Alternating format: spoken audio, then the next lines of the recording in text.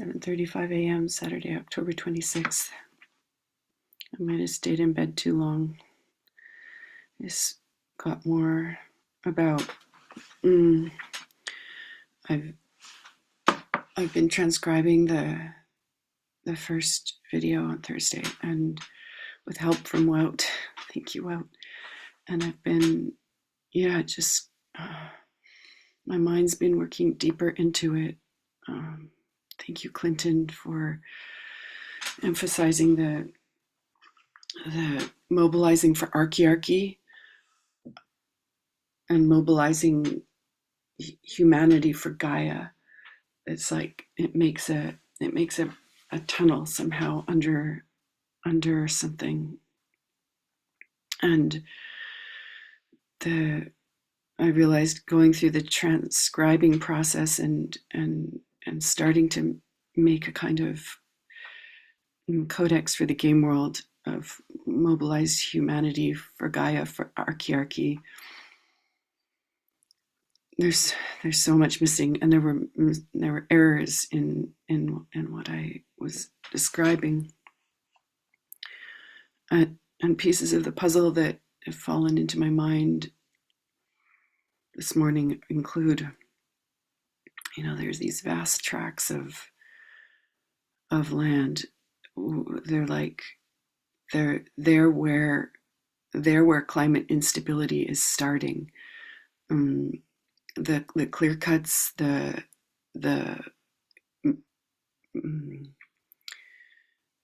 tracts of desert, tracts of dying prairie, where they heat. This is where the heating up is happening. This is where, instead of the sunshine being absorbed into greenery and the carbon being captured in this greenery, and the roots going down and bringing the carbon down into the ground and creating diversity of soil, diversity of microbes, diversity of rich, like earth building soil. It's literally building earth. These spaces are dry and they're hot, and the heat just has nowhere to go but the air. And so instead of carbon coming out of the air, heat's going into the air, and then these, when it's prairie, someone comes along with machinery and just sends all the carbon up into the air, and then this is like, it just adds to the global the effect of putting more carbon into the air, putting more heat and cooling and moving the air in these fast ways that make for storms and hurricanes, and then that are so drying. The drying air moves and it sucks moisture out of forests and sucks moisture off of lakes, and then the water system of water up and then down fast and hard, it just keeps swirling. And so these tracts of prairie, I'm thinking of Alberta, where I lived for many years, and these dried out spaces, and it's like the people who are making money off of land like that through growing crops or herding cattle. I mean, if those two things were put together instead of this either or bullshit, and also that these pieces of land, there could be a corner where a village is just popped up, tiny homes, an outdoor kitchen. It could be insulated over time using hemp off the land.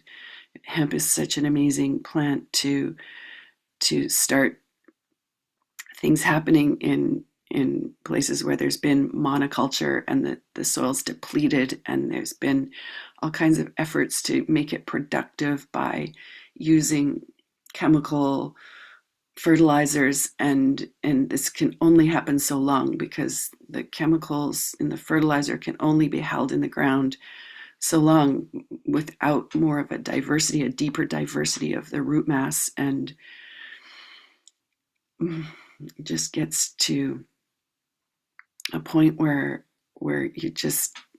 you're throwing money at it, but money's not growing. The things that money can buy aren't working to build the soil up again, and the priceless value of the, I don't know, some kind of human attention element. It's like, it's like there's these kids all over the world who or all over the first world who are just dying from lack of real attention, real eye to eye attention, and their parents are throwing money at them, are buying them stuff rather than holding space for them.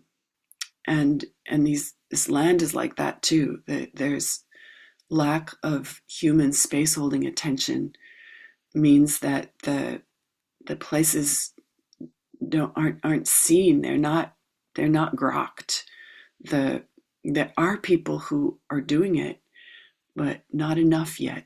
And these are the people who are Arkin, that are learning to use their attention to create, to bring aliveness into places where these principles of survival, of competition, of comparison, of right and wrong making, of good and bad making, of war and peace making, where war is more stimulative to the economy because people are terrified of being killed, and they'll even go out and kill others to kind of feed the mental looping that's happening, just as people are kind of erroneously thinking that peace is the absence of war. Peace is not simply the absence of war. While peace is happening in places, war is still happening. War on Gaia, war on the species that rely on our attention and our care as humans. The evidence of that is that without human care and attention coming through every human, what's happening is this desertification, is this deep level pollution and warming of the ocean and the vast tracts of land that are subject to human unconscious fear, unconscious terror about, I have to survive, I have to make money to survive, as if it's these stockpiles of money in people's bank accounts and shareholding portfolios that are guaranteeing, that are ensuring that your life will be valuable, will amount to something so valuable. And it's these stockpiles and these storage hordes of financial resource that I want to see freed up, put into flow, mobilized, and flowed into all kinds of places where then the exchange is for life bringing human attention and human hands, and the spreading of other things that are stockpiled, that are stored, that are in stores, like, bags and bags and bags of soil and manure and compost that if they were spread to these tracts of land, even in sparsely spread, and if the animals, if the ungulate, I don't know if my brain might not be remembering, the hoofed animals, the cattle, the goats, the sheep would be also spread out over these vast tracts of drying out prairie, where their hoofs would would just kick up these little holes, and they would eat the vegetation and poop out nutrients, like poop out nutrient bombs.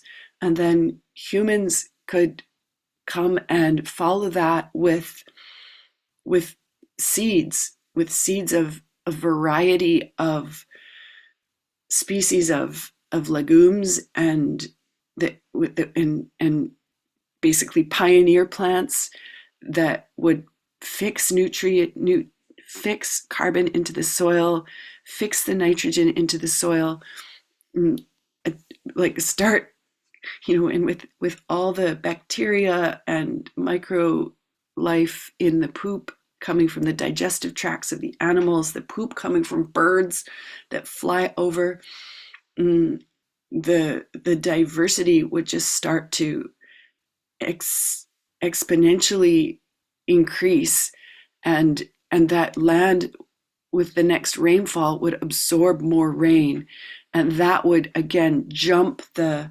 diversity of life, and fungi would just show up. That's what fungi does.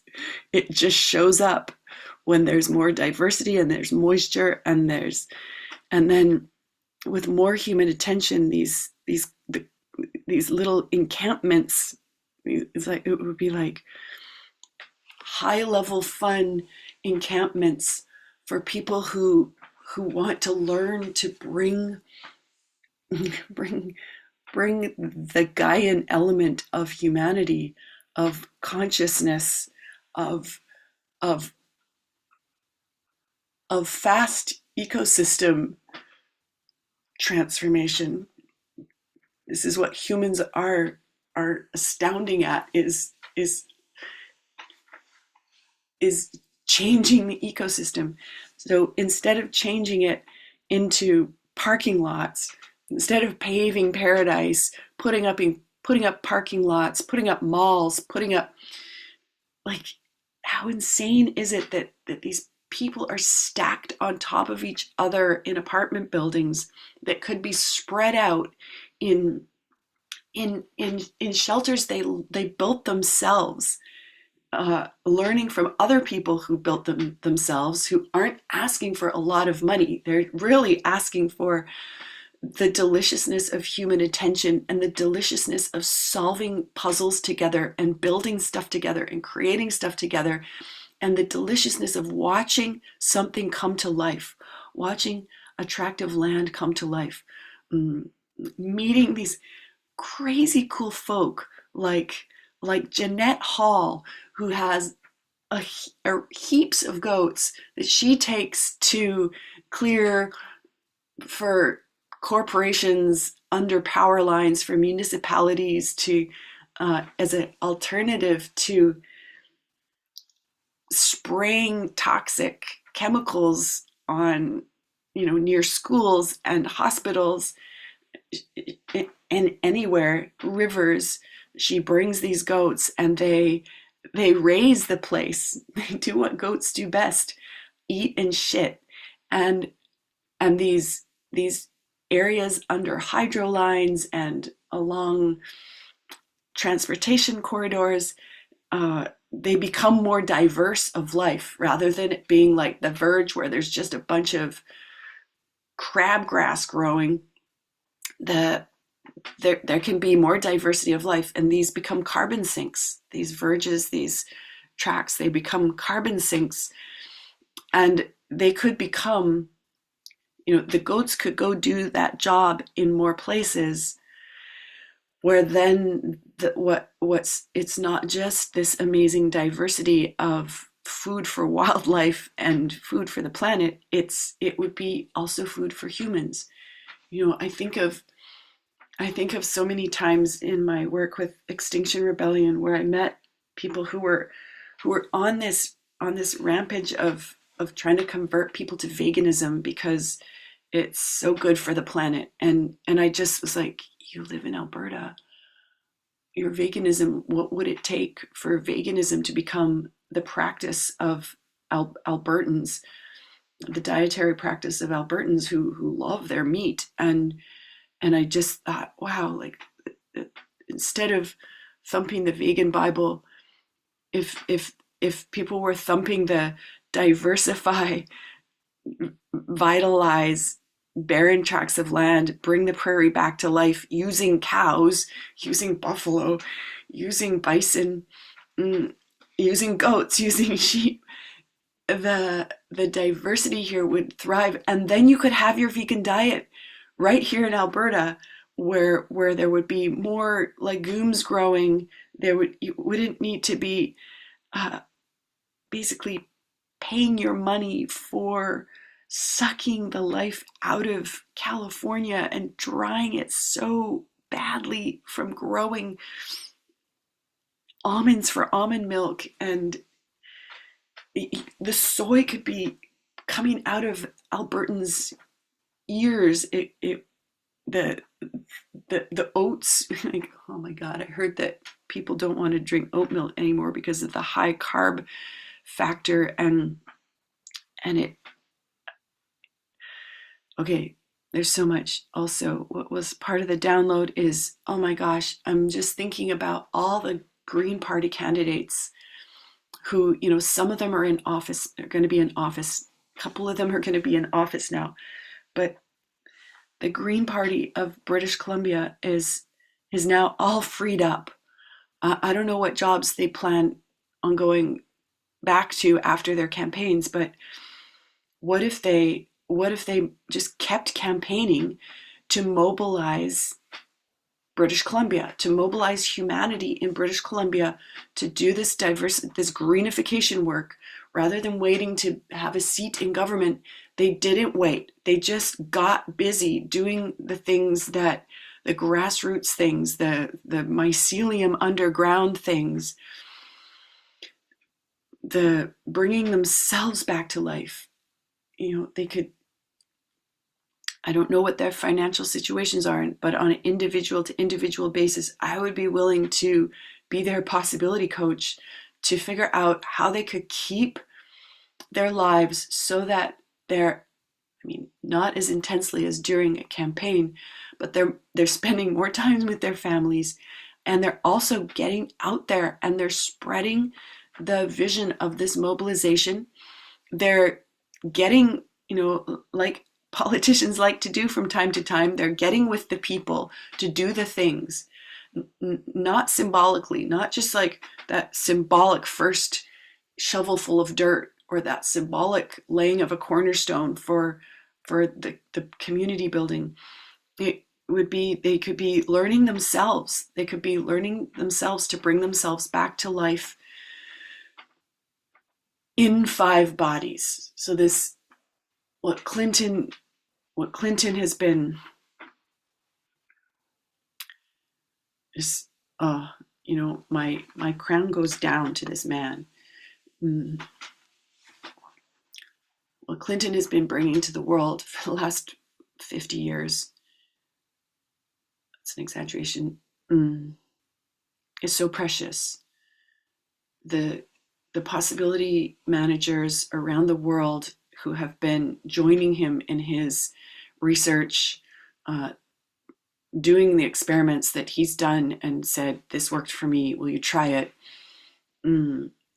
Have been discovering that it's possible to become a force of nature as a human being, as an individual human being, to become a force of nature through unclogging the pipes in your emotional body, so that you're not just suppressing your anger and then having it come out sideways when you can't suppress it anymore.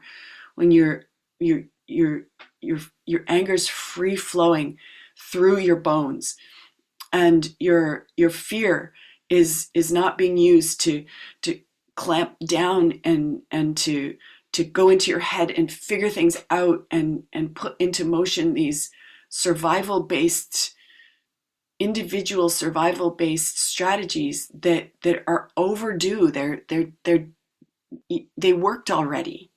You don't need to be stockpiling anymore. You don't need to be convincing people anymore that you're right and that you're good and that you're safe.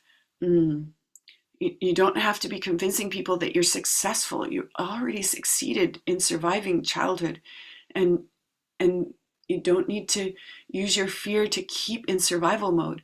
You could be learning to let your fear free flow in your body so that you're on the edge of human discovery, on the edge of human evolution, on the edge of the evolution of consciousness, using your fear to notice, using your fear to flow attention into real problems, into the plethora of problems, and learning to use it to team up, to draw out the wisdom from other people, learning to use it to bring your body alive, your physical body alive, instead of shutting things down in places and storing emotional baggage in as energy in your body, with all of its intelligence being hoarded inside and stored inside, and not being used.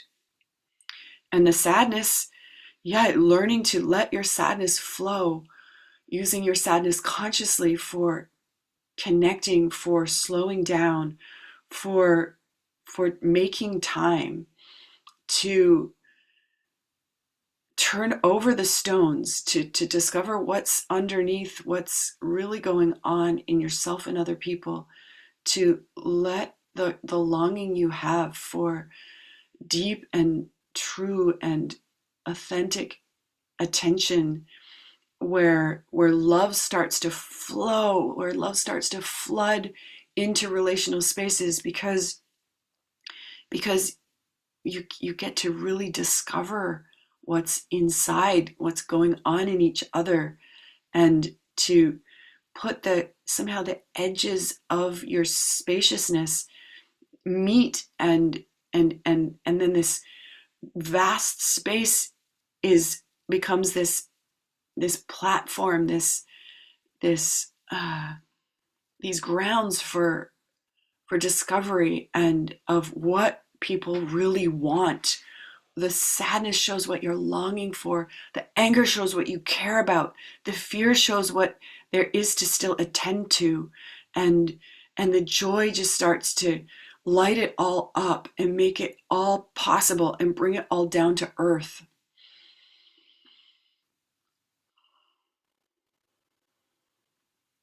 This is the role of the possibility managers, contaging possibility management, distinctions, thought maps, processes, tools that bring human beings alive in all five bodies, and prune our mental bodies so that our standard human intelligence thoughtware that we're using to kill off the earth just becomes obsolete. The thoughtware we start using is Archiarchy thoughtware, and it's the thoughtware that is the mind machine, the mental machine of conscious humanity, of conscious Gaia, where instead of getting an email and downloading it, you get visions and messages from Gaia, and you upload that onto the internet and outload it into practice. It hit me. I was like, where can I be implementing this over the summer?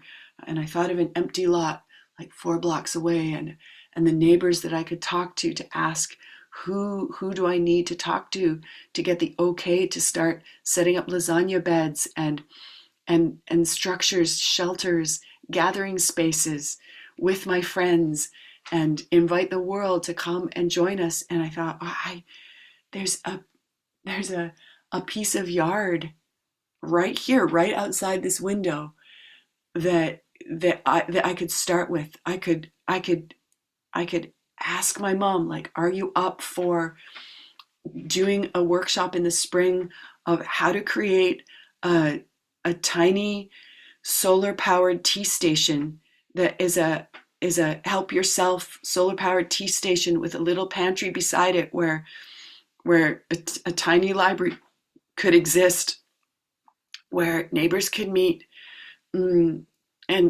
where people who want to learn to garden can come and be like, I don't know, I want to grow garlic, but I don't know how it goes yet. And we'd be like, come, we're putting in our garlic. or we could just send messages on the mailboxes that say, you know, neighborhood emergency preparedness uh, council meeting, and start making pods of people that are on each other's team to get their houses earthquake proofed, to get their escape the forest fire plan put together, to buy a boat that they can take down to the ocean and go in if forest fire starts coming. Mm,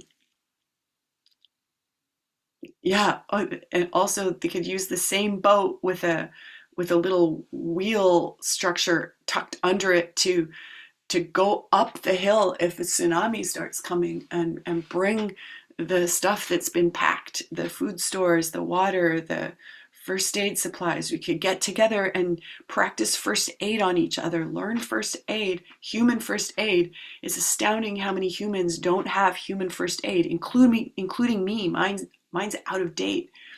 If you really think that the government, the healthcare system, the police, the emergency services professionals are going to be not busy themselves with their own family, with their own uh, worlds when these climate events happen, so that they can help you learn what you could have already learned on your own. I just there's so many reasons not to wait for government, for organized uh, system people to tell you what to do, to solve the problem for you, to, like waiting for the army to set up, so that they can replace bridges that get washed out in the next atmospheric river. Like, how about learning to build a bridge yourself? How about learning to run a chainsaw and mill wood? How about finding out where the closest chainsaw mill is, or small scale mill is, so that you can, and horses to bring the milled wood to the site where the bridge is going to need to be rebuilt. Like, if the population around the area took care of what would be needed in the area, and then started expanding out and making holidays of going to places where these bigger tracts of land, and setting up a camp where maybe even you and your people only go there once every couple of seasons, to just start drawing down the carbon into the ground, so that food would be plentiful, so that it's like, oh, what's his name, Seth, Itzkan. There's another guy in Alberta who's doing this too, this this kind of like ultra green ranching, where this guy I'm thinking of, not Seth, but the other one, his name might come to me, Steve Kenyon. He's a rancher, and he doesn't even have an acreage, I think, anymore. But he just moves animals around, and he brings the seed, and the land does its job. And then there's more beef and lamb and goat, and for the meat loving Albertans to eat. And then there's also more carbon captured. There's more calming of climate in those areas, and there's more wild food for wildlife, food for pollinators, you Gaias, pollinators, the songbirds, the migratory birds. They need our help. They need our help, and we need each other. We need each other to hold space for each other, to grieve, to feel, to come alive, to go to the edge and go beyond the edge together, to get out of the system of systems before it collapses on top of us. I'm not talking so much physically, but physically too, and certainly metaphorically. when the economic systems crash, even when the web systems crash, we're going to need each other. And they might just go out for a short time, but I mean, as the folk in North Carolina can tell you, as the folk in Florida can tell you, as the folk in India can tell you, as the folk in Syria can tell you, we need each other. We need to hold space for each other so that we can hold space for evolution of Gaia as a planet, as a conscious entity, as an entity becoming ever more conscious. We can ride those waves of consciousness into a brighter future, into a future that is not Armageddon, into a future that is not Mad Max, into a future that is not The Road, into a future that is not zombies. So many humans currently are zombies, just in automatic pilot, just consuming, and being brain dead, being so limited by their standard human intelligence thought where they literally have shit for minds. And the minds aren't working. The minds could be composted. That shit could be composted into fertilizer for Gaia, for future generations, for high level fun here and now. Thank you for listening. Reach out anytime.